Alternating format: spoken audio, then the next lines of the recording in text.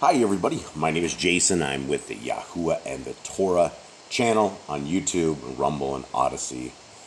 And we thank you guys, I thank you guys very much for being a part of this reading, for being a part of all of the things on Yahuwah and the Torah. And there's a lot of folks out there who are very, very happy with their Yah Scriptures. And there's a tremendous amount of prisoners out there that are very, very happy with their Yah Scriptures. This week, Yah Scriptures being delivered to all of our brothers and sisters in chains. 100% of every request that we have received has gone out. And so, guys, we are excited about this prison ministry. What is developing is something that we could use all of your help. If any of you would like to emotionally invest some time with some brothers and sisters on death row, and you will be a leader and a friend to them, if that's something that you are willing to do and to be, there's a lot of opportunities right now. And we've been on death row now for about a week, and we've been ministering to the brothers and sisters on death row. And it has been an experience beyond an experience, and our lives have been blessed by the encounters that we have had with our brothers and sisters from death row. And we don't actually say death row to the death row people. What they actually say is they say life row.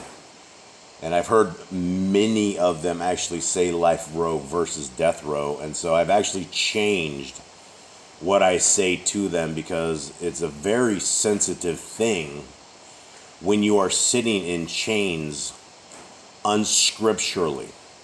And a lot of people will say these people deserve death. And a lot of you guys are absolutely right. But there are people that as they go out the door, they're still clinging to the story they did nothing. And so none of this is according to Torah. None of this is according to the ways that our Creator would do justice. If these people that we're talking to right here were under a Yah living community, then it would almost be instantaneous death. They wouldn't have decades and decades of being on death row, not knowing from 1 minute to the next when their lives are going to end. It is with that unscriptural treatment that these people have that we know that we have a Messiah, and we know that our Messiah talks about love. He talks about helping those who are broken. The Torah, the first 5 books of Scriptures, Genesis, Exodus, Leviticus, Numbers, Deuteronomy, tell us about taking care of those who are broken. And this is an opportunity for anyone out there that if you guys want to join in with Yah Scriptures prison ministry team, there's always doors, and there's things for men and there's things for women. What we're looking to do is we are looking to bring a group of people together and have people that are assigned brothers and sisters. And that's who you love. That's who you talk with. That's who you minister to. That's who you have on your shoulder and they have on their shoulder. People that they can depend on who are in Yah's kingdom, who will direct them where they need to go. And I've been talking to brothers in the system that a lot of them don't want Scriptures, right? The first thing I'm trying to do is I'm trying to get these guys on the path. I'm trying to get these guys on a different walk, a hope outside of these 120 years that our Creator has given to us. And a lot of them don't want to talk about Scriptures. They don't want to talk about Yah. They want a friend. And so I sit there and I talk jungle talk. I talk all sorts of talk, stories of my pit bulls and just life. And this is for some of these brothers and sisters, this is the only communication that they have. A lot of their world has given up on them. There isn't a lot of hope. And if there is a glimmer of hope of anybody that is out there, it could be the people who are seeking the kingdom of Yah, that are looking and fishing for men. And these men are, and women are absolutely 100% ready for action. And a lot of them are very, very nice. A lot of them have done extremely unthinkable things, right? You don't make it to death row in Texas unless your rap sheet looks extremely vile. But a lot of these guys have been on death row, like Terry. Terry, I think, is his name, or Willie. I have two guys right now that are the oldest that I'm corresponding with. One has been on death row for 39 years and has never had an execution date. So, when we're talking about this kind of a lifestyle, these guys live in solitary confinement. They get, I was talking to one brother, he gets 2 hours of rec time on a Wednesday. That is all he ever gets. He has a itty bitty tiny window. He says right before sunset, for just a brief minute, he can see the sun going through this little itty bitty tiny window. And so this is the world these guys get to live. And so it is one of these things that you guys can absolutely partake in. Guys, my email address is jboss008@gmail.com. If you want to take part in this, if you want to put your heart on the line, we're asking for those who are Torah keepers for this. We want people to be taken care of scripturally as well as with love. And so this is one of these things that we want to make sure that those who want to seek this type of ministry, that you guys are Torah people, and that you guys love our brothers and sisters, and that we don't judge them for things they did 40 years ago. And these people are definitely not the same people. They have sat and they have thought about their crimes, some for decades, some for a very long time. So guys, with that is what Yah Scriptures is up to right now. And Yah Scriptures is available. This same book that you're looking at right here, it's 3,153 pages. It is a monstrous book. It is literally bulletproof in a scriptural sense, in a physical sense. You're not going to be able to shoot a bullet through this, at least a low caliber one. Okay, this is the back of the book.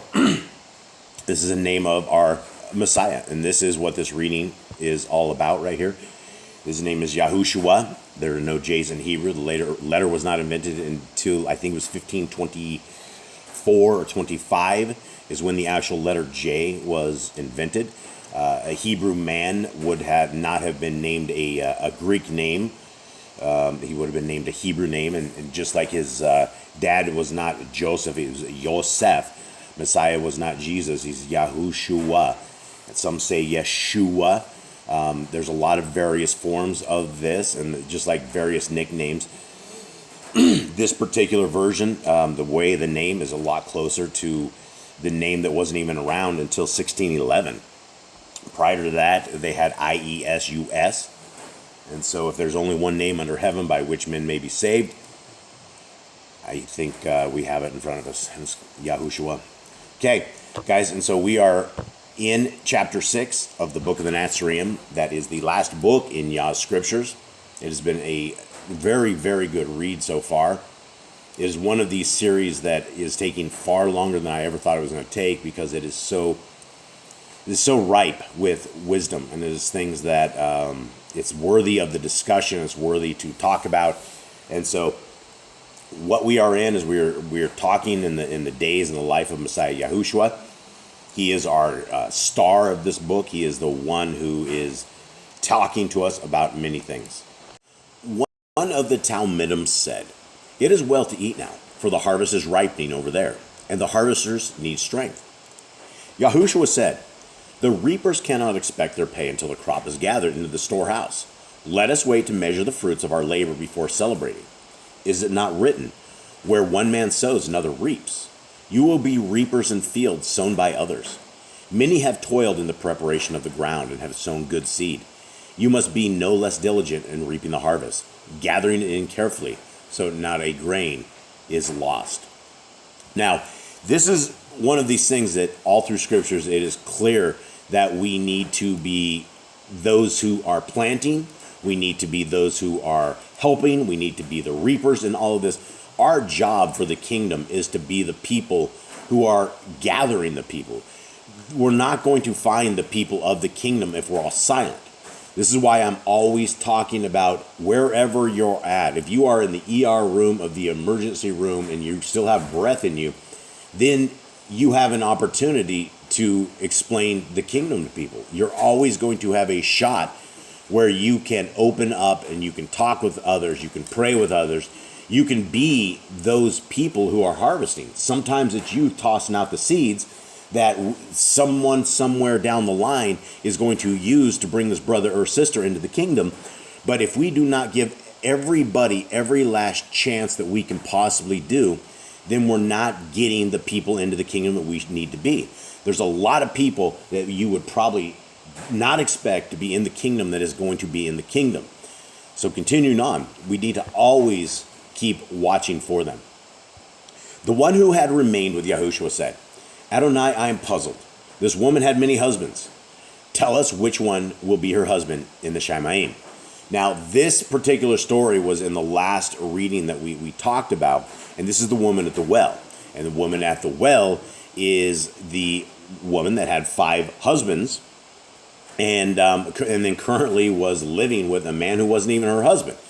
And Messiah knew this, and this scared her because she says, you are obviously one of these people that know all these things. And she was also asking about the deliverer, about the same people that everybody's looking for. She was wondering if he wasn't one or the one. Now, the question that comes from one of the Talmidim, the disciples of Yahushua, is which husband is going to be hers? If we are joined together in the kingdom to come and a married state couple, if she had 5 husbands, who is going to be the one? So this is where a lot of people have always thought that it goes beyond till death do us part. But from everything that we can see and understand, it's something like this. Yahushua said, in the Shamayim there is neither marriage nor giving in marriage, for there the promises of marriage are fulfilled. To one she must incline more than towards the other, and if he inclines likewise, there is union of the Ruach. But unions of the Ruach may either be weak or strong. So that tells us a tremendous amount about the bond in the kingdom to come, right? So Messiah says that when we're in the kingdom to come, the promises of marriage are fulfilled. So technically, till death do us part. But there is a union of spirits, and it doesn't sound like it's a complete we're on our own. It sounds, from what I read right here, that you would have a union of souls, like spirit, your spirit. When you get to the Shamayim, you wouldn't have a marriage because Messiah says it's not there, but it doesn't sound like it's you guys are going to be running alone or will be running alone. So if we are able to make it 60 years with our wife and all is good, then it sounds like we're probably going to be hanging out in the kingdom to come, but not in a marriage sense. And so it's going to be one of these things that will probably make a tremendous amount of sense to us when we're there, but probably as humans, we probably don't completely understand what it's going to be like. Now, continuing on, another Talmud said, what of he who is not her husband? That's my dog sneezing, excuse him. Yahushua answered him, marriage is not of the flesh, nor made by the words of men. It is of the Ruach. And they who are joined in Ruach and flesh in the sight of Yahuwah, let no man seek to lightly put apart. A marriage wholly of the flesh is fornication, though it be Baruch by many Kohanim. Okay, heavy things to discuss on this, right? A lot of people think that to really be married, that it has to be something of a judge, a preacher. This is write it down. It's a contract thing. But Messiah very clearly defines what a marriage is, and he says it's not of the flesh, nor made by words of men, right? So these little things. A marriage is a bond of 2 souls together in union and loyalty, and a strength when it is used together to build a family. A thing of a marriage is simply amazing if you can ever get to that point of an incredible marriage, because it is truly a great design that our Creator has put forth with a much stronger physical male versus a lighter, not as strong female. And the way that it's supposed to operate, the way this family is supposed to operate, the way that the man is supposed to use his strength so that the woman doesn't have to compensate for her for not being big as a man, right? It is just a perfect union, and it is a lifetime battle keeping a marriage together. And my wife and I think we've been married like 25 years. It's been a long time. And it is not something that I can say has ever been easy. It has always taken work, but it always takes two. And you have to have a understanding that the bottom line is keeping the family and the house together. And a family outside of Torah is going to struggle far more than a family that is bonded by Torah. Because those of us under the Torah understand that simply by looking at a woman of fornication in our thoughts, in our hearts, our mind, or souls, is as bad as doing the deed. It means our heart is in a bad spot. And every deed that we do, whether it is said out loud or it is in our heart, we will be judged for. The thoughts of man are very clearly judged, and we're going to be judged by the Torah. We're going to be judged based right on right and wrong. And we know what right and wrong is from the Torah. And a marriage under Torah, under Yahuwah, is an incredible thing. And that is when you can actually have strength in a family when it's like that. And, so many people get married and they're hooked onto the paper side of it. And that's all they think is holding the entire marriage together is a piece of paper. And when that piece of paper is ripped up or made null, then it's a mess. Marriages are not what they should be. The world has made them, the family something that's terrible. And our Creator wants us to have families. The Creator wants us to have the support structure and wants us to be with somebody who loves us and somebody that we can love. Continuing on, Messiah says, "Yet marriage is a measure of value. A thing possessed by many is of little consequence. The worth of a coin lacking inscription is unestablished, and the possessor carries it without faith, doubting its ability to buy bread. A woman may be reserved for marriage or give herself freely for love. She knows her own worth best. But if she gives herself to several, then it is not love, but fornication." And again, these are things that Messiah has never clearly said in just these kind of words that we can understand how the kingdom is, how his dad operates, how the Torah is all about, right? Marriage is the measure of value.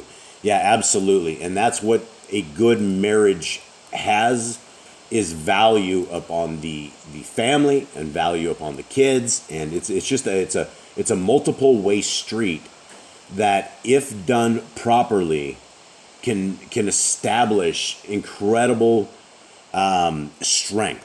So continuing on, 59, a union is barak, is blessed. A marriage is blessed before a kohen, a priest, and sanctified in the eyes of the people. But I tell you, unless the bond is forged on the anvil of adversity and wrought under the hammers of stress and struggle, it is a thing of little spiritual substance. Huge thing, guys, right? So many of us get so aggravated at our spouses. So many of us become the aggravation of our spouses. It's what happens. It is what happens when we live together and we learn to love each other. And sometimes as we love each other, we don't hold the same things accountable that we would. We let people live. We let them be who they want to be. And we all try to grow under the laws of the Torah. We all try to grow under the commandments of our Messiah. And this is very clear that unless a marriage is forged, right? Unless a couple is forged on the anvil of adversity and wrought under the hammers of stress and struggle, it is a thing of little spiritual substance, right? It's also a thing of little worldly substance, because if you don't have these kind of breaks and rifts and crushing inside of a marriage that you're able to get through and to work through and to work around, then when the bad things come, you're never going to make it. When something horrible comes, you're just going to split and quit, which is why there's a give and take inside of marriage. There's that working inside where love should lead the way. Love should be the ultimate understanding that when we have, with love, we have respect. With love, we have care. With love, we have all sorts of things. And it's important that we give and that we take in relationships for a relationship to be strong. And it's not always going to be easy. It will not always be easy. And I will tell you, during the lifetime of my wife and I, we've gone through the internet age. We've gone through all the times where you could simply send $25 to some place and fill out your name, and for $25 get divorce papers. There have been times in the 25 years that my wife and I were together, we were like, fine, get the divorce papers. And one of us would go get the divorce papers. Nobody would sign it, right? It would sit right in front of us. We crossed the line. We said, all right, get the divorce papers. Let's do this. And they just sat there, did nothing. And it's one of those things, right? You have to be able to give. You have to be able to take. You have to be able to hug and love and take care of the other. It's just a big thing. And as you guys can see, marriage, especially in North America, is a very frail thing. It is a thing that most don't make it. And for those of us who can make it and have made it, it's a lot of work. Continuing on. Love is not like the thistle seed blown this way or that according to the prevailing winds of desire and inclination. It is not the offspring of flesh, but the progeny of the Ruach.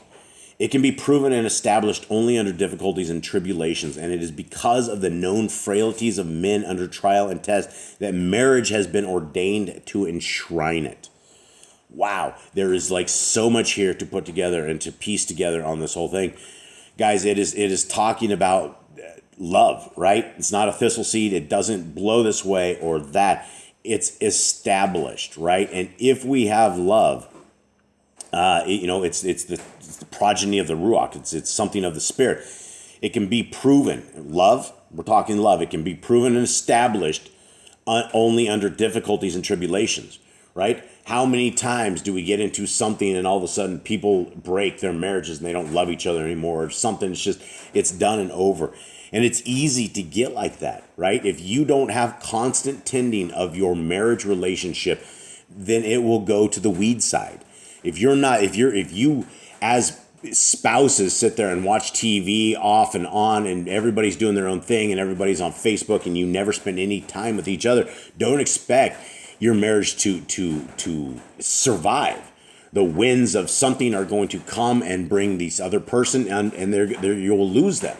Right? You need to devote your time in your life, in your world, your heart to their heart, and to make it happen. And so Messiah is very, very clear when he talks about this, right? We need to test our love, and we need to make sure that we're not foo-foo in our love, that we truly love those who we're bonded to, right? And marriage is a bonding of the spirits. It's not just a physical thing. It's not just a flesh thing. When you have a good marriage, when you guys are together in that kind of a bond, and for those who haven't found it, it could be out there, or maybe not. Maybe it's something that some of us are called to live a celibate life, to just live by ourselves, live on scriptures, live with Yah. But for those who have it and can find it, it's worth the work going through it. So finalized right here, guys. Now after these things were said, many Shomunarites came and heard the words of Messiah, of Yahushua, and invited him to stay among them. And he remained 3 days. All right, brothers and sisters, this one I think is probably all about marriage. I think that was pretty much the marriage and love. What does Messiah say about marriage and love? And these are amazing words that we hear. You know, when you see these things, there's absolutely nothing that goes against Torah. There's nothing that goes against what we've been told. It simply gives us incredible measures and understanding of the Torah. So with that, guys, I hope you guys have a wonderful day. For those who may be interested in Yah Scriptures Prison Ministries, guys, please pray about this. See if it's something that you guys would want to do. It is something that is, it's something you should not take lightly, because people will technically die under your hands as you walk them to their next world. And it's going to be a heartbreaking endeavor. I can already see that it is something of that sort, but it is absolutely worth it, because these are spiritual lives that will be able to be saved, guys. And this is well worth the time if you guys are willing to to work with this team. So much love to y'all. I'm out.